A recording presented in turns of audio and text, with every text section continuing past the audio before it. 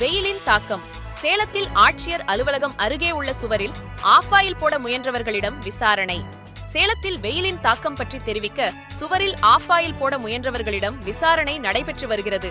சேலம் மாவட்டத்தில் கடந்த 5 நாட்களுக்கு மேலாக 100 டிகிரிக்கு மேல் வெப்பம் பதிவாகி வருகிறது. இதனிடையே கடந்த சில நாட்களாக 108 டிகிரி வரை சேலத்தில் வெப்பநிலை பதிவாகியுள்ளது. மாவட்ட ஆட்சியர் பொதுமக்கள் யாரும் 12 மணியிலிருந்து 3 மணி வரை அவசியமில்லாமல் வெளியே வர வேண்டாம் என்று எச்சரிக்கை விடுத்துள்ளார். இந்த நிலையில் வெயிலின் தாக்கத்தை பொதுமக்களுக்கு எடுத்து கூறும் வகையில் சேலத்தை சேர்ந்த சமூக ஆர்வலரான பிரபாகரன் என்பவர் சேலம் மாவட்ட ஆட்சியர் அலுவலகம் எதிரே இருக்கக்கூடிய நினைவு சின்னம் முன்பு முட்டையை கொண்டு ஆஃப் ஆயில் போட முயற்சித்தார்.